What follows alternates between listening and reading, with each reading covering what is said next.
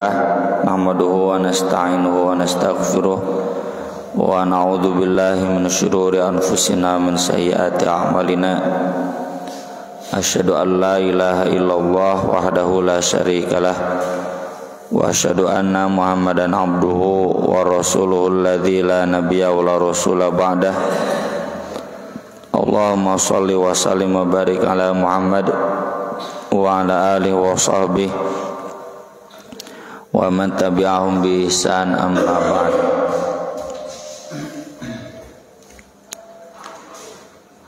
Masih membahas tentang ragam jual beli atau profesi.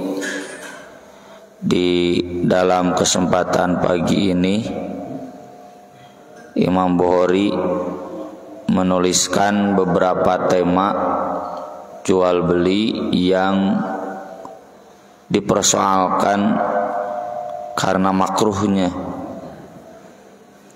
Ini sering jadi pertanyaan, monang teu cenah ngajual rokok tergantung mazhab.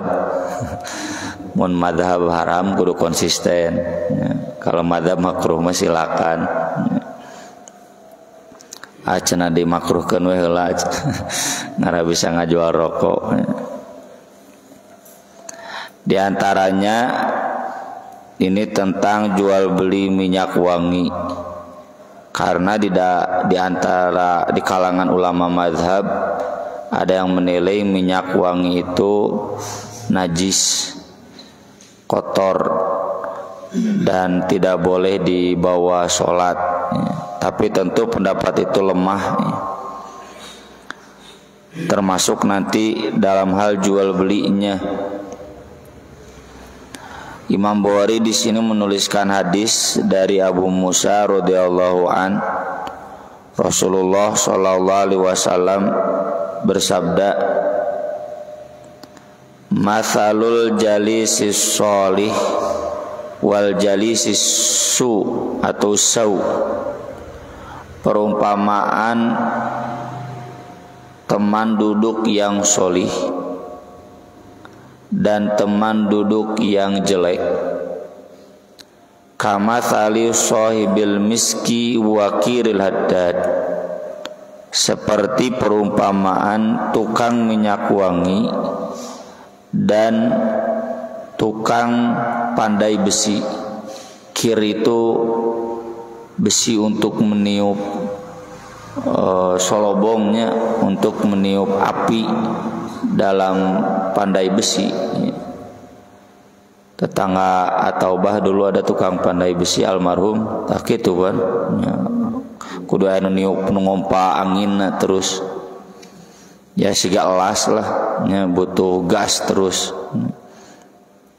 Kir itu la ya'damu min sahibil mis, tidak akan melampauimu dari penjual minyak wangi. Imma tashtarihi, mungkin kamu membelinya, au tajidu rihahu, atau kamu mencium wanginya, atau kamu terkena wanginya. Kalau berteman dengan tukang minyak wangi, kabawakeun wangi seungitnya. Wakirul haddad yuhriku badanaka, tapi kalau berteman dengan tukang pandai besi pasti ada saja terbakarnya ya. Semua profesi ada resikonya. Supirnya wayahna aya ngalaman tabrakanna. Kalau tukang pandai besi resikona ngalaman kaduruk wae mah ya. Tukang kayu, tukang nyebutan paku pasti mengalami kacugak mah gitu. Nah demikian juga ini temannya, orang yang dekat-dekat pembantu tukang pandai besi ya, ya minimal kakebulan, kabauan atau terbakar. Tapi kalau orang yang berteman dengan tukang minyak wangi, maka minimal dia terbawa harumnya atau bisa dapat minyak wanginya, minimal sok diberi gratis. Hai babaturan yang tukang minyak wangi mah ya tester nama istilahna teh. Hadis ini memuji tukang minyak wangi, berarti tidak ada masalah jual beli minyak wangi. Jadi kalau ada yang mempersoalkan, di sebagian ulama, sebagian kecil, Imam Bukhari membantahnya, salah. Minyak wangi Rasul juga sering pakai, ya, almis itu di Al-Quran juga disebutkan, ya. Artinya dipuji boleh dipakai. Kalau boleh dipakai berarti boleh diperjualbelikan. Dan catatan tambahannya di sini Nabi SAW mengingatkan kita untuk berteman, bermajlis dengan orang-orang yang baik saja. Jangan berani-berani bermajlis dengan orang-orang yang tidak baik. Tragedi Kanjuruhan itu seperti itu. Yang jadi korban itu enggak semuanya radikal, bukan semuanya yang anarkis. Memang yang anarkis, mimitina kan anarkis, turun ke hanap. Cuma ya begitu, kalau bermajelis dengan orang-orang yang anarkis jadi kabawakeun jadi korban, minimalna hese balik nya nepikeun ka subuh susah pulang ya. Ambulan bulak-balik ka ditu ka dieu ya. Maka dari itu Nabi SAW dalam urusan majelis ini sering mengingatkan, kalau kita bermajelis di satu majelis yang tidak ada disebut zikrullah, tidak ada sholawat kepada Nabi, maka majelis itu hanya akan menjadi penyesalan pada hari kiamat. Datang ke stadion teh ieu teh naon? Majelisna majelis naon? Mun majelis grand launching muktamar mah nya insyaallah aya dikiran, aya sholawat Nabi disebut ya. Dan yang datangnya orang-orang soleh, anu teu soleh ge kabawakeun soleh, minimal menang hadiah umroh. Tapi kalau yang datang ke stadion itu memang tidak ada niat dzikir ya, meski hukumnya mubah itu haram, kita tidak baik bermajelis dengan mereka ya. Nah pasti kacepretan bauna ya. Sama halnya ini dalam semua hal. Bapak-bapak yang resep sasapedahan, nu resep mancing, kade mancingna kudu jeung ustad, sasapedahana kudu jeung ahli ngaji ya, ngarah teu kabawakeun gorengna. Kitanya tidak berdosa ya, insyaallah mau kabawakeun kan pasti kacepretan dosana karena ada pelanggaran-pelanggaran, kita nggak berani mengubahnya, bahkan jadi terkena getahnya ya. Kabawakeun jadi korban, kabawakeun kena gas air mata ya. Itu akibat salah pergaulan, salah memilih teman ya. Kemudian berikutnya tentang al-hajjam. Al-hajjam itu tukang bekam. Di dalam Bulughul Maram ada, kalau di sini bukan riwayat Bukhari soalnya, tapi di Bulughul Maram ada kasbul hajjam khabith. Usaha perbekaman itu hasil usahanya, upahnya, keuntungannya khabith, kotor. Mengapa mengapa Nabi menyebutkan begitu? Kata para ulama, karena bekam itu sifatnya relawan, jangan dijadikan profesi. Dan di zaman Nabi bukan profesi, tapi relawan. Segala sesuatu yang sifatnya sukarela itu nggak boleh dijadikan profesi. Tapi bukan berarti tidak boleh menerima upah, cuma jangan ditentukan. Sama halnya dengan guru, ya, dengan ustadz yang ngajar di madrasah, di pesantren, itu tidak boleh dijadikan profesi, tapi harus relawan. Cuma kalau ada yang ngasih ku negara, ku yayasan, halal, ku masjid, ku madrasah, halal. Cuma jangan wani piro sok cenah abdi ngajari dia ngan sakieu bayaranna daek teu kajeun. Itu enggak boleh, khabith, makruh. Semua hal yang sifatnya relawan, naon tukang ngurut nya, naon deui yang sifatnya sukarela, tukang ngurus jenazah nya, mun dibere kumaha teu nanaon nya. Tukang tahlilan panda teh aya SBTM, Serikat Buruh Tahlilan Marhabaan di masjid tetangga, tiba heula ti zaman si bapak alit keneh ya. Dan sampai sekarang masih ada. Jadi ada tarifnya, tarif 2 juta, tarif 3 juta ya, tarif 10 juta ya. Jadi pikirnya begitu. Tapi kalau diberi upah, ambil. Kayak Nabi kan ketika sahabat ngaruqyah lalu dikasih upah 30 ekor kambing, kata Nabi, inna ahaqqa ma akhadtum ali ajran kitabullah, berhak tuh, silakan ambil kalau dikasih upah, tapi jangan dijadikan bisnis ya. Kasbun itu dijadikan bisnis, dijadikan ladang usaha. Meski kemudian hari ini ya ada pergeseran. Nah, di sini nanti apakah kita mengikut madhab bid'ah hasanah atau tidak? Contoh pendidikan kan sudah masuk ranah profesional. Orang tua memasukkan anak ke pesantren ada tarifnya ya. Inginnya saya pun dulu ngestong make tarif. Tose jika ulama baheula we sok masuk, yang mampu bayar, yang tidak mampu nggak usah bayar, yang mampu bayar besar silakan. Tapi da teu bisa kitu cenah sakola ayeuna mah ya. Ada asas keadilan. Jadi orang tua teh kudu puguh, mayar teh mayar sabaraha mun kitu kan teu puguh ya. Iuran anggota wae dipuguhkeun teu malayar. Faktanya sekolah pun demikian ya.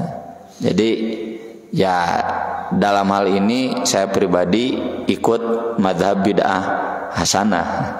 Jadi ngilu we cek sesepuh di cabang kudu jelas cenah gitunya. Komo cek salah seorang penasehat mah ieu cenah mudir am tara daek nagihan. Ustaz Abdul Rahman ge cenah baheula nagihan cenah gitu. Serius we. Nyaon we ditagih teh anggota urang. Da enggak bisa atunya pendidikan itu memang secara teorinya enggak boleh. Jadi kalau dulu ada ulama membuka majelis lalu menentukan tarif, itu ulamanya ulama doif. Jadi riwayatnya mau diterima. Itu ulama fasik ya. Ayeuna kan geus loba ulama nu kitu teh, tapi masih banyak juga yang tidak ya. Jadi ulama yang menentukan tarif. Daekeug teu kajeun gitu. Nah, kalau dalam ranah pendidikan hampir semuanya begitu. Cuma memang pesantren-pesantren kebanyakan yang di Nahdijin, di Parsi juga ada 1-2. Itu enggak menentukan tarif, masih ada. Ngan memang kieu jadi teu profesional. Ustadna nya gitulah punten belang betong da loba benrok jeung ngaji di luar nu leuwih ka harti. Komo poe Minggu mah nya benrok jeung khutbah nikah teh apa ngajian teh. Ya, jadi enggak profesional. Nah, ini bagian dari bid'ah hasanah lah nya. Bid'ah hasanah teh bahasa orang mah maslahah mursalah gitu. Karena ini bukan wilayah ibadah mahdoh, ya, wilayah duniawi. Termasuk dokter, ya, tukang bekam, hari ini sudah jadi sesuatu yang profesional. Boleh tidak? Ya. Karena khusus untuk kaitan dokter, kaitan dunia kesehatan, ini sifatnya relawan. Boleh, tapi sebagai patokan awal saja, seperti dunia pendidikan saja. Tong jika sekolah negeri lah nutu bisa mayar keluarga untuk diberi ijazah tong. Boleh sebagai patokan saja agar orang jelas adil bayarnya berapa. Tapi kalau ada yang tidak mampu bayar, jangan kemudian tidak dilayani. Ini penyakit rumah sakit ya, BPJS bukan ya, BPJS kayak ngantri ya, isi 2 bulan oge. Yang jadwal operasi itu dipanggil-panggil. Kayak itu manu mayar langsung. Nah, itu akibat yang tadi Nabi sebutkan, kasbul hajjam khabith. Ketika sesuatu yang sifatnya sukarelawan dibisniskan jadi kotor, jadi nista. Orang-orang miskin tidak bisa berobat, orang-orang miskin tidak bisa mengakses pendidikan, orang-orang miskin hayang sekolah anu alus teh teu bisa, ada kudu mahal. Jadi di sini masalah mursalahnya jangan kemudian sampai khubith ya. Boleh itu sebatas rukhsah untuk standar keadilan, tapi tetap tidak boleh jadi kasbun, nggak boleh jadi ladang bisnis. Pendidikan tetap sifat dasarnya relawan, kesehatan tetap sifat dasarnya relawan. Ya, niat pemerintah ma'alus ngarah semua mendapatkan akses kesehatan, bikin BPJS. Tapi masalah nama anggar ku BPJS itu jadi bisnis oge. Ya, ijtihad pemerintah tinggal dirubah ya, tinggal diperbaiki. Kita hormati karena banyak juga yang terbantu dan BPJS ya. Tapi harus diperbaiki ya, agar tidak kemudian ya gitu ya anggar jadi ladang bisnis ya. Wah, ini BPJS bisa bulan daftar operasi, tingira 2 bulan 3 bulan putus asa mau daftar operasi lagi ya. Duka iraha dipanggil na. Anas bin Malik radhiyallahu an menjelaskan, hajama Abu Thaibah Rasulullah sallallahu alaihi wasallam. Abu Thaibah membekam Rasulullah sallallahu alaihi wasallam.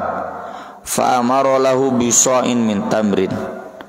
Maka Nabi memerintahkan untuk memberikan 1 sok kurma ya. 1 sok kurma itu 3 liter, duka 3 liter seberapa kilo. Lamun 1 kilo 100 real. Kurma Jawa teh anu pangalusna. 100 real pun seberapa berarti 400.000. Wa amara ahlahu an yukhaffifu min kharajihi, dan memerintahkan keluarganya untuk meringankan pajaknya, upetinya. Jadi Abu Thaibah ini bukan orang Islam, orang kafir, makanya ada kewajiban bayar upeti ya. Uang keamanan. Kalau orang Islam kan zakat, kalau orang kafir kharaj. Diringankan kalau dia nggak bisa bayar, karena ada jasanya naon bisa bekam, dan bekamnya itu dia praktikan untuk masyarakat. Ini jadi dalil boleh berobat kepada orang kafir, tapi tentu diperhatikan asas auratnya. Kalau aurat meda tong masalah orang kafir, orang Islam ge haram. Kalau dokternya, kalau pasiennya perempuan ya dokternya harus perempuan, kecuali kalau dokter teh mau nyabak mal muka aurat ya. Tapi kalau mau muka aurat nyabak harus dokter perempuan, khususnya dalam masalah kandungan, kehamilan ya. Itu sudah jadi standar rumah sakit Islam ya. Yang namanya rumah sakit Islam itu ada standar kode etiknya, sudah ada asosiasinya. Nggak boleh rumah sakit Islam ngaladenan melayani pasien perempuan oleh dokter dan suster laki-laki, nggak boleh. Ke orang kafir boleh, tapi tetap diperhatikan yang tadi. Yang kedua, ini dalil yang tadi, meski Nabi mengutuk ya atau membenci bisnis bekam yang dijadikan profit oriented, tapi bukan berarti kalau ada orang membekam dia dikasih kemudian menolak. Boleh, silakan ya. Sama Ustadz juga ya, nggak boleh dibisniskan. Tapi kalau ada yang ngasih bahkan 30 ekor kambing pirage maca kenal Fatihah, kata Nabi ambil, halal, silakan, minta saya satu. Tapi sekali lagi ya, itu dah sudah jadi kedalil ya. Ku orang-orang nolege kina profit oriented ya. Pendidikan profit oriented, ngaji profit oriented, kesehatan profit oriented. Jadi ngitung orientasinya tuh keuntungan sakirana moal piuntungan malah tinggalkeun pecat we di sakolana. Kemudian dalam riwayat lain Ibnu Abbas menjelaskan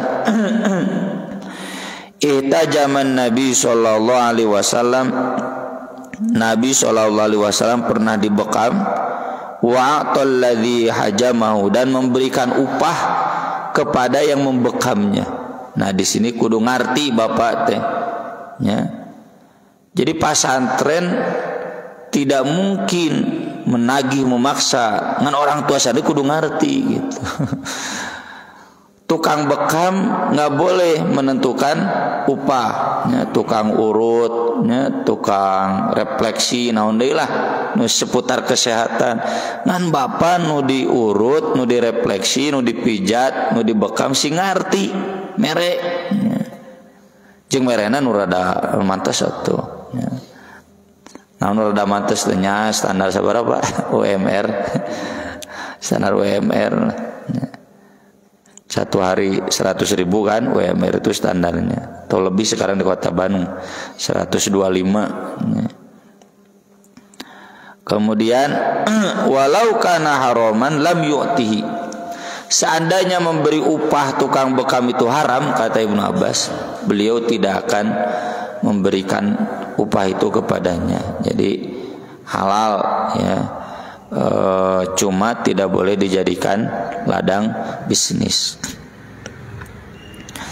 Kemudian babut tijaro fi ma yukrahu labsuhu, jual beli yang makruh dipakai ya. Dalilnya dari Ibnu Umar, arsalan Nabi sallallahu alaihi wasallam ila Umar radhiyallahu anhu bihullatin haririn aw siyara. Nabi sallallahu alaihi wasallam mengirimkan sutra, hullah teh baju luaran kayak begini, kayak jasket, kayak jas, abayanya di Arab main abaya bu ya abaya.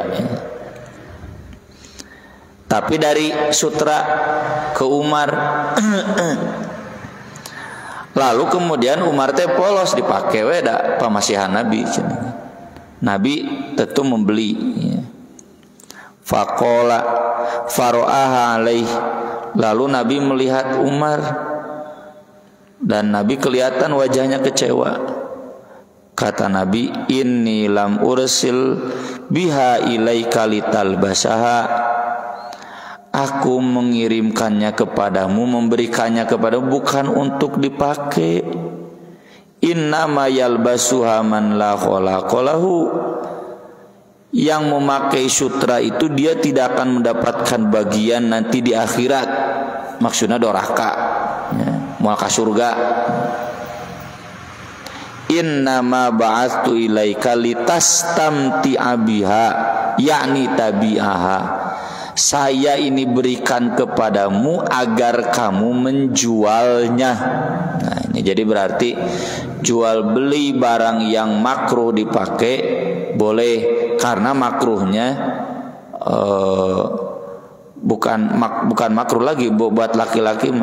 Jual beli barang yang haram dipakai oleh laki-laki boleh, asal dijualnya bukan untuk dipakai oleh laki-laki tapi untuk perempuan.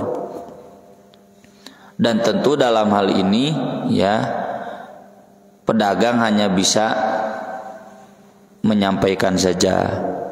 Masalah kemudian yang membeli bandel ya itu sudah keluar dari kewajiban amar ma'ruf nahi munkar. Nya siga tukang bolu, Ustaz mun aya pesen bolu tapi jang ulang tahun kumaha? Ulang tahun haram teu haram? Mun teu kenging. Kalau saya enggak tahu dia beli bolu buat apa, baru tahu-taunya ternyata buat ulang tahun. Teu doraka. Da kita jual bolu itu bukan untuk ulang tahun, tak masalah nu meulina. Atau cite ngarah maslahat mah ayeuna mah keur usum toko bolu syariah. Nah, make syariah.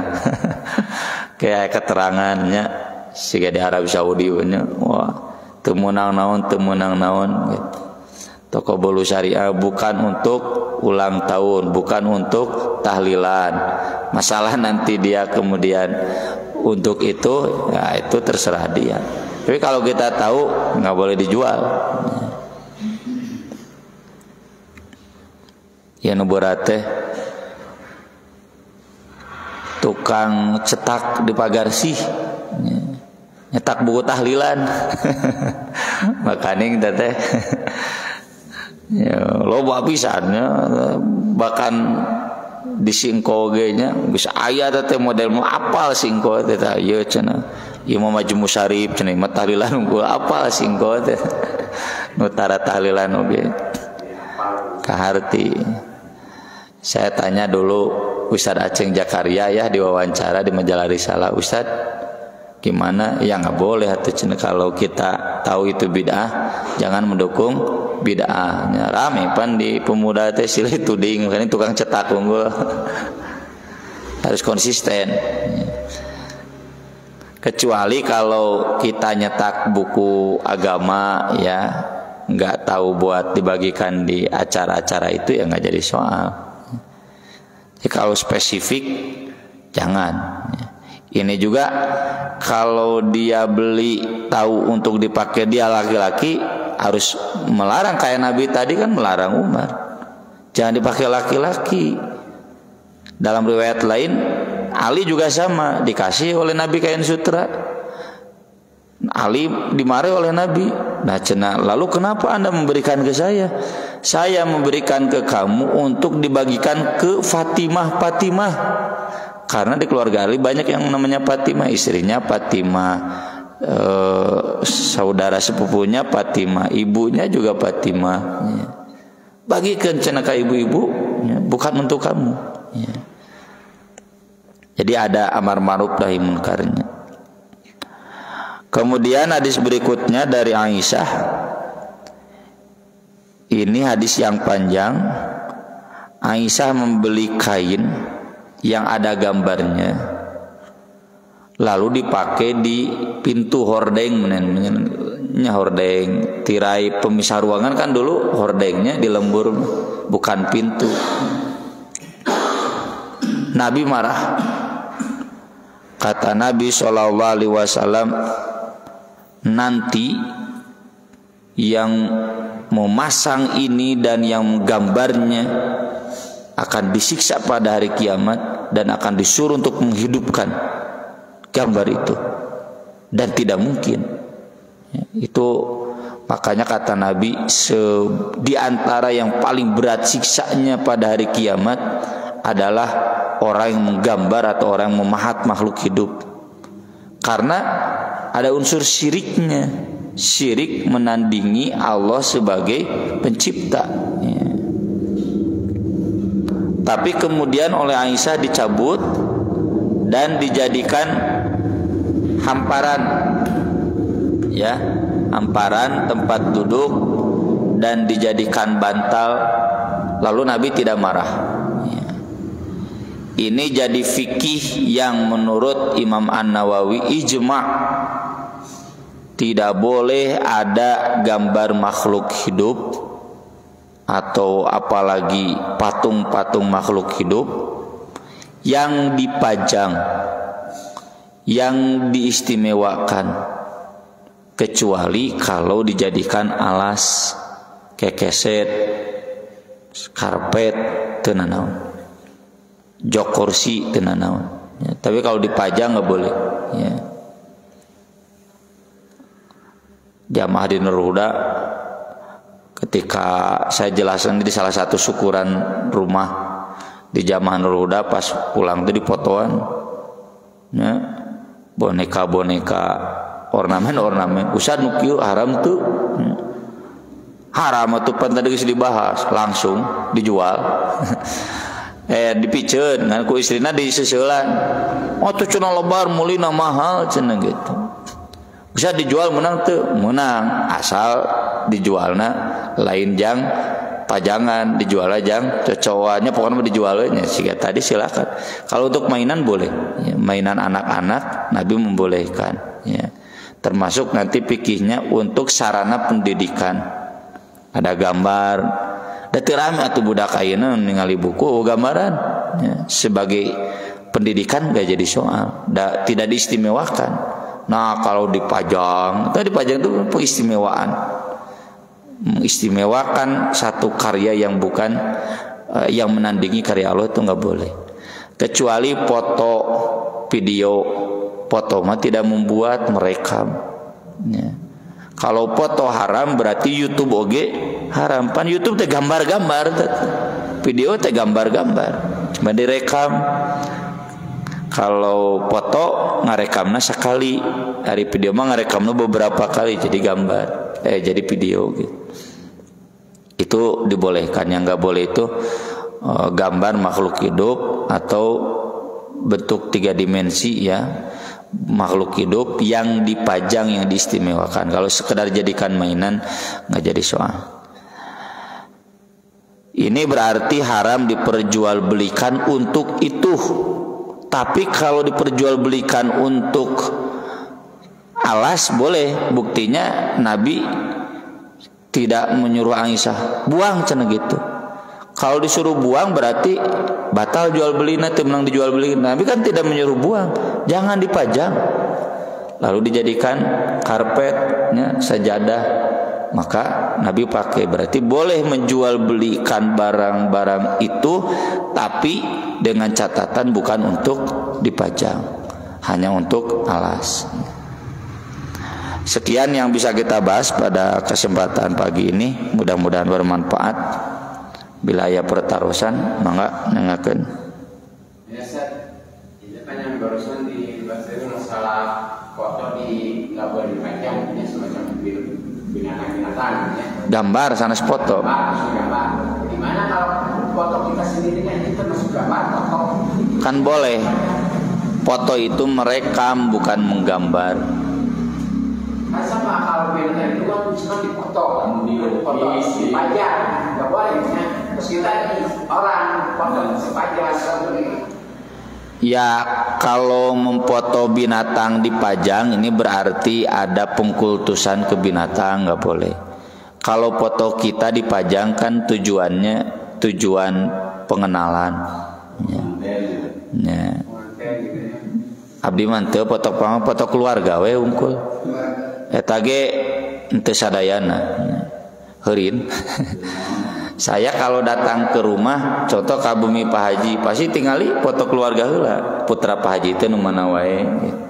Itu sebagai pengenalan boleh. Da lain dek gagayaan. Ari ucing naon manfaatna dipajang gitu. Foto ucing.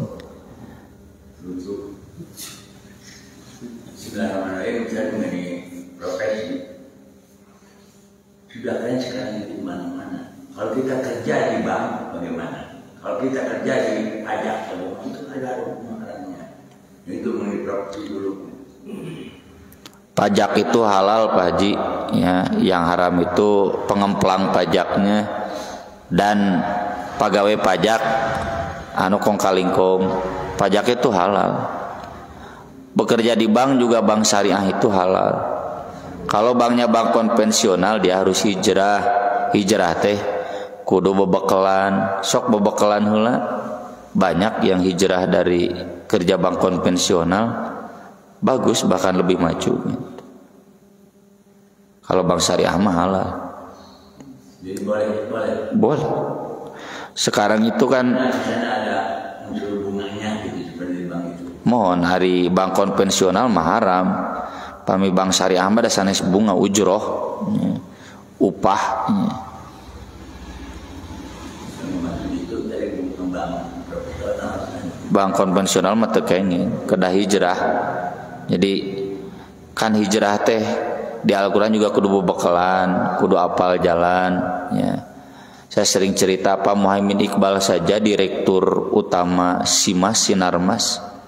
Pan pikir ka lembur-lembur tuh di Garut oge di Tasik teh di lembur teh aya Bank Sinarmas siga BRI. Tuh dia butuh waktu 2 tahun ya, hayang reses padahal di rut teh cek urang tinggal keluar tapi kan beradaptasinya nu asalna ngeunah penghasilan sakitu lalu kemudian hilang penghasilan itu butuh waktu lama. Hijrah itu butuh proses lama, jadi sedikit-sedikit harus hijrah. Sehingga eta para pengusaha di Lariba nya Haji Dehan dan kawan-kawan kan butuh waktu lama, nggak bisa langsung, termasuk Haji Dehan sendiri hayang lepas ti hutang bank teh ya, butuh waktu lama. Kalau sekarang alhamdulillah sudah pada bebas ya. Jeung angger we memang usaha teh kieu lah. Tapi dah kieu deui cenah alhamdulillah. Bahkan lebih maju. Jadi mundur na teh lain mundur tapi mundur ngawahan. Ngawahan ngara bisa ngagajal jauh. Insyaallah. Cakap. Aku qouli hadza wa astaghfirullah li wa lakum subhanakallahumma bihamdik asyhadu an la ilaha illa anta astaghfiruka wa atubu ilaik wassalatu wassalamu ala rasulillah wassalamu alaikum warahmatullahi wabarakatuh.